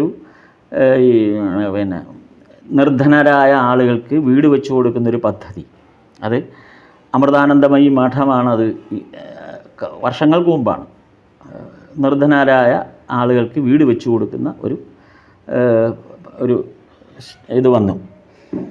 അപ്പോൾ താല്പര്യമുള്ളവർക്കൊക്കെ അതിൽ പോയി സേവനം ചെയ്യാം. അതിന് ധനം കൊടുക്കുകയല്ല, സേവനം ചെയ്യാം. അപ്പോൾ എനിക്ക് സന്തോഷം തോന്നി. കാര്യം ആർക്കെങ്കിലും വേണ്ടി അന്ന് എനിക്ക് സ്വന്തമായി വീടില്ലായിരുന്നു. വീടെന്ന് വെച്ചാൽ പഴയ വീട്ടിലാണ് ഞാൻ താമസിക്കുന്നത്. അപ്പോൾ എനിക്കും ആഗ്രഹമുണ്ട് എൻ്റെ വീട് ഇത്തിരി നന്നാവണമെന്നൊക്കെ, ഒരു നല്ല വീട് വേണം എന്ന് എനിക്കും ആഗ്രഹമുണ്ട്. അപ്പോൾ എൻ്റെ മനസ്സിലെ ആഗ്രഹം അതാണ്, ശരിയാണ്. പക്ഷേ അതുകൊണ്ട് മറ്റ് ഭവനമില്ലാത്ത ഒരാൾക്കൊരു വീട് വെച്ച് കൊടുക്കാനുള്ള സാഹചര്യം വന്നപ്പോൾ, അതിനൊരു സേവനം നടത്താനുള്ള ഒരു അവസരം വന്നപ്പോൾ അതിൽ പോയി പങ്കാളിയാകണമെന്ന് എനിക്ക് മനസ്സിലാകൊണ്ട് തോന്നി. അങ്ങനെ ആ വീട് വെച്ച് കൊടുക്കുന്ന പ്രവർത്തനത്തിന് വേണ്ടി ആ സ്ഥലത്ത്, ആ നിർദ്ദിഷ്ട സ്ഥലത്ത്, വീട് വെക്കുന്ന സ്ഥലത്ത് പോയി നമ്മുടെ അധ്വാനമാണ് അവിടെ കൊടുക്കുന്നത്. ഇപ്പോൾ കല്ല് ചുമന്നുകൊണ്ട് ആ പ്ലോട്ടിൽ കൊണ്ടിടുക, റോഡിലിട്ടിരിക്കുന്ന കരിങ്കല്ല് ചുമന്ന് പ്ലോട്ടിൽ കൊണ്ടിടുക. ഇപ്പോൾ എന്നോടൊപ്പം പ്രായമായ എത്രയോ 2-3 അമ്മമാരൊക്കെ ഉണ്ടായിരുന്നു. അവരുമൊക്കെ കൊച്ചു കൊച്ചു കല്ലുകൾ അവർക്ക് എടുക്കാവുന്ന രൂപത്തിലൊക്കെ എടുത്ത് ഇങ്ങനെ ആ റോഡിൽ നിന്ന് ആ പ്ലോട്ടിൽ കൊണ്ടിടുകയാണ്. അപ്പോൾ ഈ വീട് ആർക്കാണെന്നോ ഒന്നും നമുക്കറിയില്ല, നമുക്ക് അറിയേണ്ട കാര്യമില്ല. അപ്പോൾ അങ്ങനെ നമ്മൾ ഈ പ്രവൃത്തി ചെയ്തുകൊണ്ടിരിക്കുകയാണ്. പിന്നീടാണ് ആ പണി നടന്നുകൊണ്ടിരിക്കെ തന്നെ ഏതാണ്ട് ഉച്ച കഴിഞ്ഞപ്പോഴാണ് നമുക്ക് മനസ്സിലായത് ഇത് ആർക്ക് വേണ്ടിയാണ് ഈ വീട് നിർമ്മിക്കുന്നതെന്ന്. അത് മനസ്സിലാവാൻ കാരണം, ആ വീട് ആർക്ക് വേണ്ടിയാണോ നിർമ്മിക്കുന്നത് അയാൾ ഒരു പണിയും എടുക്കാതെ ആ ഒരു തണലിൽ കസേര ഇട്ട് ഇങ്ങനെ ഇരിക്കുകയാണ്. ഈ പ്രായമായ അമ്മമാരും ആളുകളും എല്ലാം കിടന്ന് അധ്വാനിക്കുകയാണ്. ഇയാൾ ഒരു കസേരയിട്ട് ആ തണലത്തിരിക്കുകയാണ്. അയാൾ ഇതിനകത്ത് ഒരു പങ്കാളിത്തവും കാണിക്കുന്നില്ല. അവസാനം ഉച്ചയായപ്പോൾ എല്ലാവർക്കും ഭക്ഷണം വിതരണം ചെയ്യുന്ന രീതിയുണ്ട്.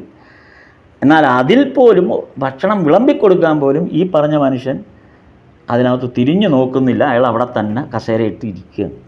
അയാൾക്ക് വേണ്ടിയാണ് ഈ വീട് പണിയുന്നത്. അപ്പോൾ എൻ്റെ മനസ്സിൽ തോന്നി എന്തൊരു കഷ്ടമാണ് അല്ലേ, അത് ഉൾക്കൊള്ളുന്നില്ലല്ലോ. ഇത്രയും മനുഷ്യർ വന്ന് അയാൾക്ക് ഭവനമില്ലാത്ത ആളാണെന്ന് ആലോചിക്കണം. കയറി കിടക്കാൻ ഒരു ഭവനമില്ലാത്ത ആളാണ്, അല്ലാതെ സൗകര്യമുള്ള ഒരാളല്ല ഇരിക്കുന്നത്.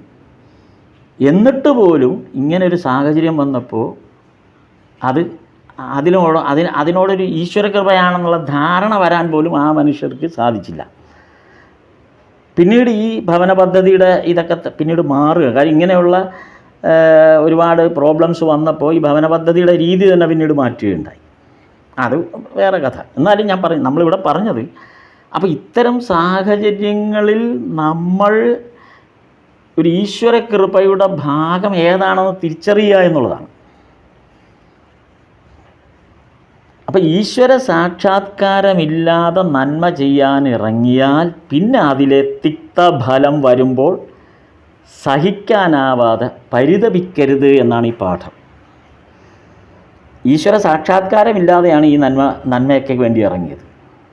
അപ്പോൾ അതുകൊണ്ട് നമുക്കൊരു തിക്തഫലമുണ്ടാകുമ്പോൾ ആ തിക്തഫലത്തിൽ പിന്നീട് പരിതപിക്കുന്നതിൽ ഒരർത്ഥവുമില്ല. അങ്ങനെ പരിതപിക്കാൻ പാടില്ല. നന്മ ചെയ്യാൻ ഇറങ്ങിയ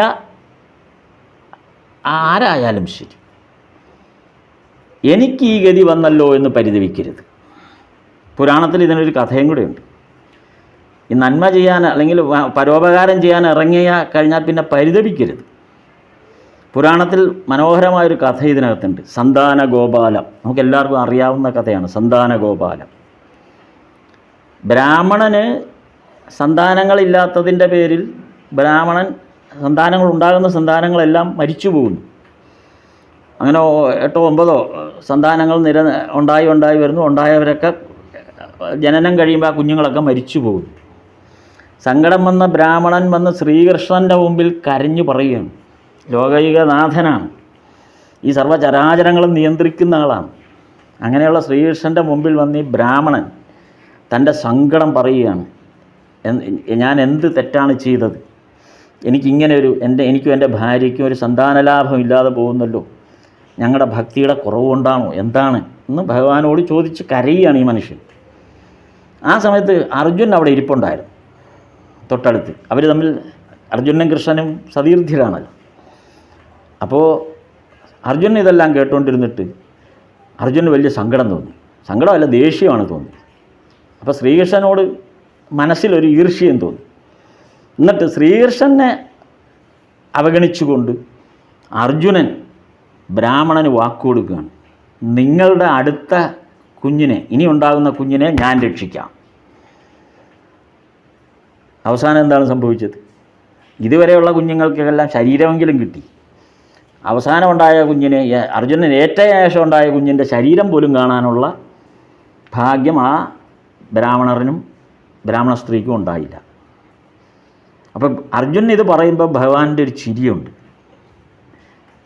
ഞാൻ നിനക്ക് വേണ്ടി സഹായിക്കാം, അർജുനൻ ഇവിടെ നന്മമരമായതാണ്. അങ്ങനെ നന്മമരമായ അർജുനൻ്റെ ആ മനോഭാവം, ആ പറച്ചിൽ കേട്ടിട്ട് ഭഗവാൻ ഒരു കള്ളച്ചിരി ചിരിക്കുന്നുണ്ട്. അതാണ് നമ്മൾ ഈ ഭഗവാൻ ഇവിടെ ശ്രീരാമകൃഷ്ണദേവൻ പറഞ്ഞ കാര്യം ഇതാണ്. പറഞ്ഞതിൻ്റെ ആ ഒരു ആകത്തുക ഇതാണ്. നമ്മൾ ഈ ലോകത്തിന് ഉപകാരം ചെയ്യാനായിട്ട് ഇറങ്ങുമ്പോൾ ആദ്യം ചെയ്യേണ്ടത് ഈശ്വര സാക്ഷാത്കാരം നേടിയോ, ഈശ്വര കൃപ നേടിയോ എന്നും കൂടെ നോക്കിയിട്ട് വേണം നമ്മൾ അതിനുവേണ്ടി പരിഭാഗമായിട്ടുണ്ടോ എന്ന് നമ്മൾ സ്വയം തിരിച്ചറിഞ്ഞ് വേണം അത് ചെയ്യാൻ. അതിന് ഈശ്വരൻ്റെ പങ്ക് വളരെ വലുതാണ്. കാരണം ഇതെല്ലാം ഈശ്വരൻ്റെ സൃഷ്ടിയാണ്. ആ സൃഷ്ടിയിൽ ആർക്ക് എന്തൊക്കെ എങ്ങനെയൊക്കെ കൊടുക്കണമെന്ന് പൂർണ്ണമായും ഈശ്വരനറിയാം. അപ്പോൾ ഇവിടെ അർജുനൻ ചെയ്ത പോലത്തെ ഒരു അവസ്ഥയിലേക്ക് നമ്മൾ പോയാൽ നമ്മൾ അത് പരിതപിക്കേണ്ടി വരും എന്നാണത് പറഞ്ഞത്. അപ്പോൾ നമ്മൾ പറഞ്ഞു വന്നത് ശംഭു മല്ലികൻ ഈ വീട് വെച്ച് കൊടുക്കുന്നതും പാലം കെട്ടിക്കൊടുക്കുന്നതുമായിട്ട് ഭഗവാൻ പറഞ്ഞ ശംഭു മല്ലികൻ്റെ ആ അവസ്ഥ പറഞ്ഞപ്പോഴാണ് നമ്മൾ ഈ കഥകളെല്ലാം പറഞ്ഞു വന്നത്. അപ്പോൾ അവസാനം ശംഭുമല്ലികന് വന്ന ഒരു മാറ്റമുണ്ട്.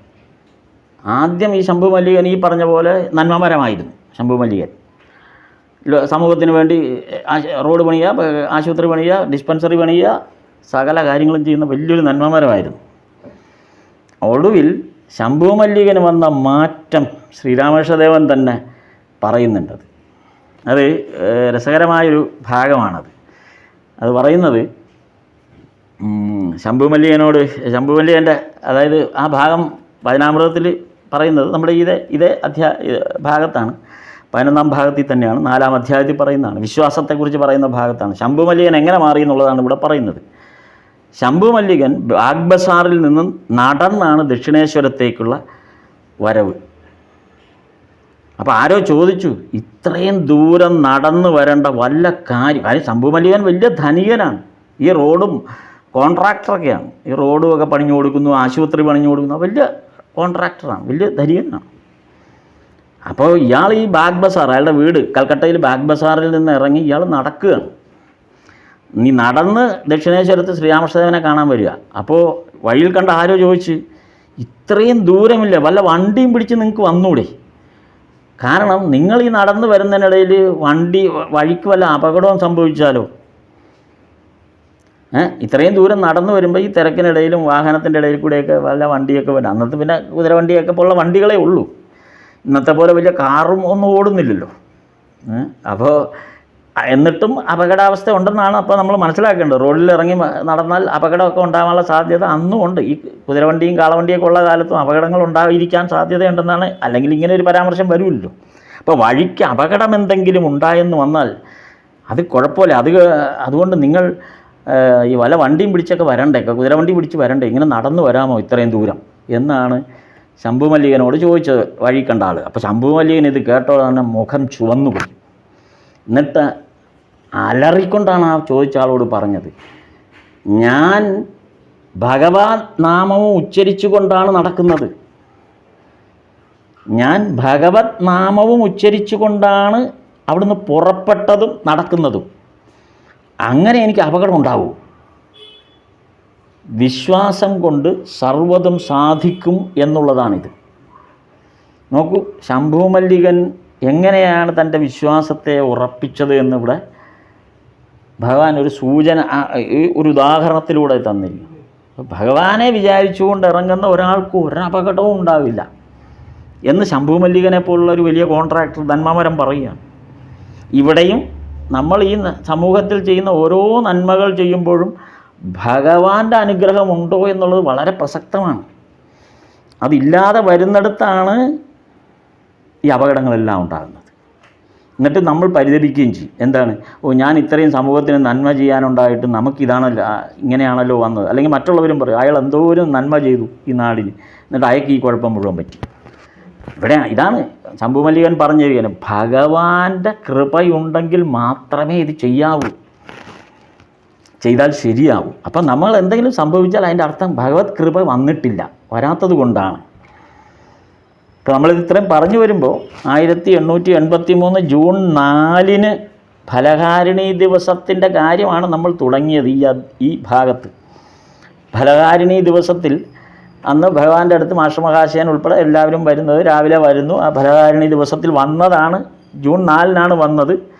അപ്പോൾ ഒരു ദിവസം കഴിഞ്ഞ് ജൂൺ 5 ഇപ്പോൾ ഇനി നമ്മൾ അടുത്ത് പറയാനിരിക്കുന്നത് ജൂൺ 5. ജൂൺ 1883 ജൂൺ 5 ചൊവ്വാഴ്ച. അതാണ് 5-ാം അധ്യായത്തിൻ്റെ ഭാഗം. ഇവിടെയാണ്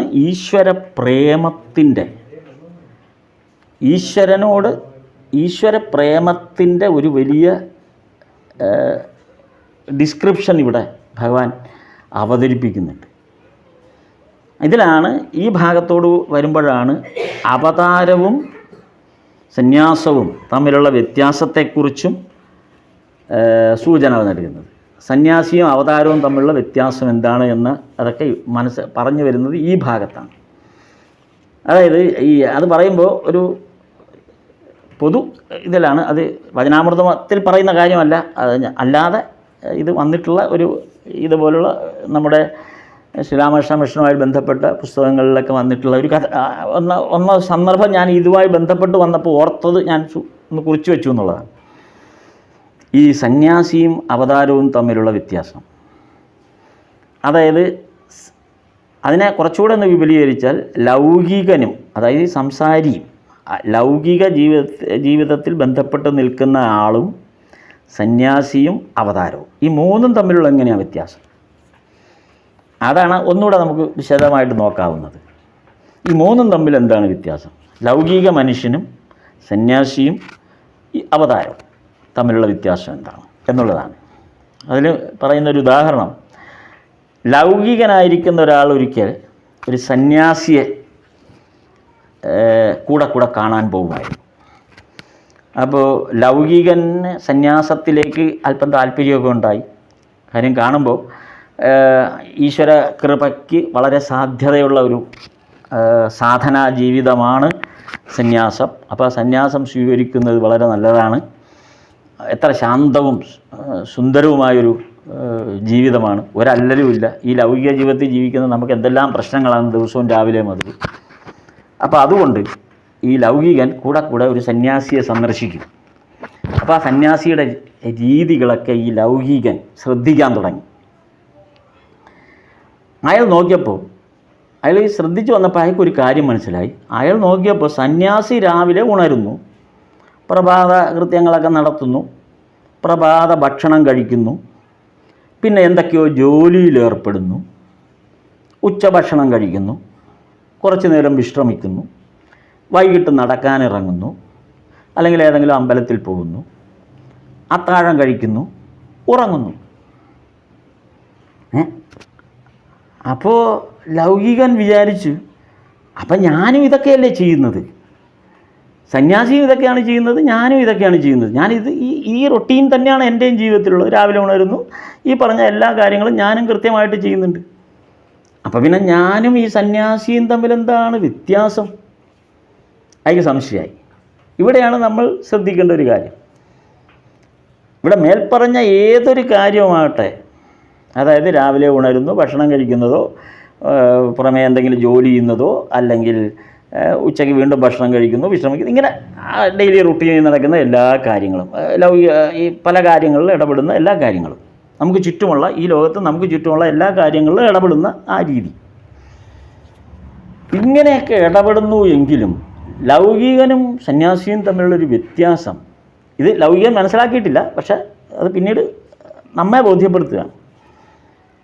ഈ സന്യാസിയും ലൗകികനും തമ്മിലൊരു വ്യത്യാസം ഇവിടെ, ലൗകികൻ ഇതെല്ലാം ചെയ്യുന്നത് അതിനോട് അറ്റാച്ച്ഡ് ആയിട്ടാണ്. അതേസമയം സന്യാസി ഇതൊന്നും തന്നെ അറ്റാച്ച്ഡ് അല്ല. ഈ കാര്യങ്ങൾ ചെയ്യുന്ന ജോലിയിൽ അത് അതിൻ്റെ ഗുണത്തെ ദോഷമൊന്നും സന്യാസിയെ ബാധിക്കുന്ന തരത്തിലല്ല സന്യാസി അത് ചെയ്യുന്നത്.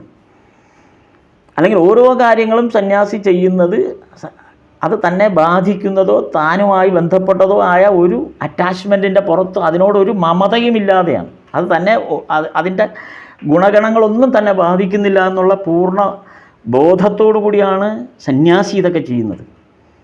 പക്ഷെ ലൗകികൻ ഇത് ഓരോന്നും ചെയ്യുന്നത് തനിക്ക് വേണ്ട സ്വാർത്ഥതയുടെ കൂടെ അംശം കലർന്ന, തനിക്ക് ഇതിൽ നിന്ന് കിട്ടേണ്ട ഗുണങ്ങളുടെ അംശം ചേർത്തിട്ടാണ്. ഇതിലേതെങ്കിലും ഒരു കാര്യം കൃത്യമായി ലഭിച്ചില്ലെങ്കിൽ, ഇതൊക്കെ ചെയ്യുന്നത് കൊണ്ട് ഏതെങ്കിലും ഒരു കാര്യം കൃത്യമായി ലഭിച്ചില്ലെങ്കിൽ ലൗകികൻ അസ്വസ്ഥനാവും. പക്ഷെ സന്യാസി ഒരിക്കലും അസ്വസ്ഥനാവില്ല. കാര്യം സന്യാസി ഇതുമായിട്ട് യാതൊരു ഇതിൻ്റെ അറ്റാച്ച്മെൻറ്റ് ഇല്ലാതിരിക്കുക. മാ ഫലേഷു കഥാചന ഭഗവാൻ പറഞ്ഞത്, ഇതിൻ്റെ ഫലത്തെക്കുറിച്ചൊന്നും സന്യാസി നോക്കുന്നേ ഇല്ല. പക്ഷെ ലൗകികൻ ഇതെല്ലാം ചെയ്യുമ്പോഴും ഇതിൻ്റെ ഫലത്തിൽ എന്തെങ്കിലും മാറ്റം വന്നാൽ അയാൾ വിഷമത്തിലാവും. ഇതാണ് ഈ ചെയ്യുന്ന പ്രവൃത്തി ചിലപ്പോൾ ഒരേപോലെ ആണെങ്കിലും അതിൻ്റെ ഫലത്തിൻ്റെ കാര്യത്തിൽ വരുമ്പോൾ രണ്ടും വ്യത്യസ്ത ധ്രുവത്തിൽ നിൽക്കുന്ന അവസ്ഥയിലാണ്. ഞാൻ അതിനകത്തൊരു ചെറിയ ഇപ്പം ഞാൻ എന്നെ തന്നെ അതിനകത്ത് ഉൾപ്പെടുത്തിക്കൊണ്ട് എനിക്ക് തോന്നിയ എൻ്റെ അനുഭവം പറയുക. കാരണം ഞാൻ ലൗകികനായി ജീവിക്കുന്ന ഒരാളാണ്. പക്ഷേ നമ്മൾ ഈ ഭഗവാന്റെ കൃതികളെക്കുറിച്ചും ഭഗവാന്റെ വചനങ്ങളെക്കുറിച്ചുമൊക്കെ ഇങ്ങനെ പരമാവധി ഇങ്ങനെ സംഭാഷണങ്ങളൊക്കെ നടത്താൻ താല്പര്യവും അതൊക്കെ വായിക്കുക. എന്നിട്ട് അങ്ങനെ അതാണല്ലോ നമ്മുടെ ഒരു ആശ്വാസത്തിന് നമ്മളതെല്ലാം ചെയ്യുന്ന ആളാണ്. അപ്പോൾ ഒരാശ്രമത്തിൽ ഇതുപോലെ സംഭാഷണത്തിന് വേണ്ടിയിട്ട് ഇതിൻ്റെ ഒരു പ്രഭാഷണ രീതിക്ക് വേണ്ടി ചെല്ലുകയാണ്. അപ്പോൾ സ്വാമി നമ്മളോട് നേരത്തെ പറയുകയാണ്, ഇവിടെ വരാം, ഇവിടെ വന്ന് ഭക്ഷണമൊക്കെ കഴിയും, രാവിലത്തെ ബ്രേക്ക്ഫാസ്റ്റ് ഇവിടെ ആശ്രമത്തിൽ കഴിക്കാം. അപ്പോൾ അത് പാകത്തിന് രാവിലെ ഇങ്ങെത്തിക്കൊള്ളുക, എല്ലാം ഇവിടെ ഒരുക്കിയേക്കാം എന്നാണ് പറയുന്നത്. അപ്പോൾ നമ്മൾ രാവിലെ ആശ്രമത്തിലേക്ക് ഒരു 8:30-9 മണിയാകുമ്പോഴേക്കും തന്നെ ആശ്രമത്തിൽ ചെല്ലുകയാണ്. അപ്പം നല്ല വിശപ്പുണ്ട്. അപ്പോൾ അവിടെ ആശ്രമത്തിൽ രാവിലെ ബ്രേക്ക്ഫാസ്റ്റ് ആശ്രമത്തിലായതുകൊണ്ട് നമ്മളവിടെ ചെല്ലുന്നു. അങ്ങനെ കുറച്ച് നേരം കഴിഞ്ഞപ്പോൾ സ്വാമി വന്നിട്ട് പറയാണ്, ഒരു ഡൈനിങ് ഹാളിലേക്ക് പോകാം. അപ്പോൾ വലിയ സന്തോഷമായി. നേരെ സ്വാമിയോടൊപ്പം ഡൈനിങ് ഹാളിൽ ചെന്നു. അപ്പോൾ മനസ്സിൽ അപ്പോൾ എന്താണ് പ്രഭാത ഭക്ഷണം എന്താണെന്നുള്ള അതിൻ്റെയൊക്കെയുള്ള ഒരു ഊഹവും ഒക്കെ അങ്ങനെ മനസ്സിലൊരു സന്തോഷമൊക്കെ വരുമല്ലോ നമുക്ക്, ഭക്ഷണത്തോട് നമുക്കൊരു സന്തോഷം വരും. അപ്പോൾ അങ്ങനെ നമ്മൾ ഇവിടെ ഡൈനിങ് ടേബിളിൽ ചെല്ലുകയാണ്. അപ്പോഴാണ് ഒരു ചെറിയ പാത്രത്തിൽ ഒരു ചെറിയ ചിരട്ടയുടെ അത്രയേ ഉള്ളൂ, ഒരു ചെറിയ പാത്രം. ആ ചെറിയ ഒരു സ്റ്റീൽ ഡബ്ബ, ചെറുതാണ്, ഒരു ചിരട്ടയുടെ പകുതി, നമ്മൾ തേങ്ങ പിടിച്ച ചിരട്ടയുടെ അത്രയുമുള്ളൊരു ചെറിയ പാത്രത്തിൽ ഒരല്പം നൂഡിൽസ്, അത്രയേ ഉള്ളൂ, വേറെ ഒന്നുമില്ല. അപ്പോഴേക്കും നമുക്ക് വലിയ മനസ്താപമായി. നമ്മൾ വിചാരിച്ചെന്താ രാവിലെ ഇഡ്ഡലി ചമ്മന്തിയൊക്കെ കിട്ടും, നല്ല ഭക്ഷണം കിട്ടും, അതായിരുന്നല്ലോ നമ്മുടെ ബ്രേക്ക്ഫാസ്റ്റ് എന്ന് പറയുന്ന സങ്കല്പം. പക്ഷേ സ്വാമി ഒരു ചെറിയ പാത്രത്തിൽ അല്പം നൂഡിൽസ്. എന്നിട്ട് സ്വാമി പറഞ്ഞു, ഇവിടെ പാചകത്തിന് ഉണ്ടായിരുന്ന ആൾ നിർഭാഗ്യവശാൽ ഇന്ന് വന്നില്ല, അയാൾക്കെന്തോ വരാൻ പറ്റിയില്ല, അതുകൊണ്ട് ഭക്ഷണം പാചകം ചെയ്യാൻ പറ്റിയില്ല. പകരം സ്വാമി എന്ത് ചെയ്തു, കുറച്ച് നൂഡിൽസ്, ഒരു പാക്കറ്റ് നൂഡിൽസ് ഇരുന്നു അവിടെ. അപ്പോൾ ആ ഒരു പാക്കറ്റ് നൂഡിൽസ് എടുത്ത് ചൂടാക്കി അത് പാകത്തിനാക്കി അതൊരു പാത്രത്തിലാക്കി വെച്ചിരുന്നു എനിക്ക് തരാൻ. അപ്പോൾ സ്വാമി ഒന്നും കഴിച്ചിട്ടില്ല എന്നുള്ളത് ഞാൻ അറിയുന്നില്ല. പക്ഷേ അപ്പോൾ എൻ്റെ മനസ്സിലെന്താണ്, വലിയ കഷ്ടമായിപ്പോയി, നമ്മളോട് ഇവിടെ വന്ന് ഭക്ഷണം കഴിക്കാമെന്നാണല്ലോ പറഞ്ഞേ, വെളിയിൽ നിന്ന് വല്ലതും കഴിച്ചാൽ മതിയായിരുന്നു, അല്ലെങ്കിൽ സ്വാമി ഇത്തിരി നേരത്തെ പറഞ്ഞിരുന്നെങ്കിൽ പോയി കഴിച്ചിട്ട് വരാമായിരുന്നു എന്നൊക്കെയാണ് നമ്മുടെ. അപ്പോൾ ആലോചിച്ചു, ഒരു ചെറിയ ഒരു നേരം എല്ലാ ദിവസവും ഭക്ഷണം കഴിക്കുന്നുണ്ട്, എല്ലാ ദിവസവും നിറച്ച ആഹാരം കഴിക്കുന്നുണ്ട്, ഒരു നേരം, അതും പരമപുണ്യസ്ഥലമായ ഒരു ആശ്രമാന്തരീക്ഷത്തിൽ ഒരു നേരം നമുക്ക് ഒരു ബ്രേക്ക്ഫാസ്റ്റ് അല്പം നമ്മുടെ ഇഷ്ടത്തിനല്ലാത്ത വിധം നമ്മുടെ മുന്നിൽ വന്നപ്പോൾ നമ്മുടെ മനസ്സിൽ എത്രമാത്രമാണ് ഒരു എന്താ പറയുക, ഒരു വൈഷമ്യെന്നോ അല്ലെങ്കിൽ ഒരു വല്ലാത്ത അവസ്ഥ. അതിനെങ്ങനെയാണ് പേരിട്ടതെന്ന് എനിക്ക് പിടിയില്ല, ഊഹിക്കാമല്ലോ, നിങ്ങൾക്ക് ഊഹിക്കാം എന്തായിരിക്കും ആ മനസ്സിൽ. ആലോചിച്ചു നോക്കൂ, ഇതാണ് ലൗകികനും സന്യാസിയും തമ്മിലുള്ള വ്യത്യാസം. സന്യാസിയെ സംബന്ധിച്ച് അന്ന് പാചകക്കാരൻ വന്നില്ല, അത് അദ്ദേഹത്തെ പാചകക്കാരൻ്റെ അവസ്ഥ ഇന്ന് ചിലപ്പോൾ അതായിരിക്കാം, ഭഗവാൻ ഇന്ന് ഇതായിരിക്കാം നിശ്ചയിച്ചിരിക്കുന്നത്. അപ്പം എനിക്ക് കഴിക്കാനുള്ള അത്യാവശ്യം വേണമെങ്കിൽ ഒരു നൂഡിൽസ് ഞാനില്ലായിരുന്നെങ്കിൽ ആ സ്വാമിക്ക് കഴിക്കാം. പക്ഷെ സ്വാമിക്ക് അത് കഴിക്കാൻ പറ്റില്ല, കാര്യം എന്നെ വിളിച്ചു പോയി. അപ്പോൾ സ്വാമി അത് വളരെ ലാഘവത്തോടു കൂടി, അല്ലെങ്കിൽ അതിൽ സംബന്ധിച്ച് സ്വാമിക്ക് എനിക്ക് ഇത്രയോ തരാൻ പറ്റിയുള്ളല്ലോ, അല്ലെങ്കിൽ അത് വേണ്ട വിധം തരാൻ പറ്റിയില്ലല്ലോ എന്നൊന്നും സ്വാമി ചിന്തിക്കുന്നില്ല. സ്വാമിയെ സംബന്ധിച്ച് ആ ചിന്തകളൊന്നും വരുന്നില്ല. മറിച്ച് എനിക്ക് വന്ന ചിന്തകൾ എന്തൊക്കെയാണ്, ഇത് നേരത്തെ അറിഞ്ഞെങ്കിൽ വെളിയിൽ പോയി ഏതെങ്കിലും ഹോട്ടലിൽ പോയി വിശാലമായിട്ട് മസാല ദോശ ഇതൊക്കെയല്ലേ നമ്മൾ ചിന്ത പോയത്. ഇതാണ് ലൗകികനും സന്യാസിയും തമ്മിലുള്ള വ്യത്യാസമായിട്ട്. അപ്പോൾ ഇനി അടുത്തത് വരുന്നത് സന്യാസിയും അവതാരവും തമ്മിലുള്ള വ്യത്യാസമാണ്. അതാണ് ഭഗവാൻ ഇവിടെ നമ്മൾ ഈ ഇതിൽ പറയുന്നത്, സന്യാസിയും അവതാരവും തമ്മിലുള്ള വ്യത്യാസം.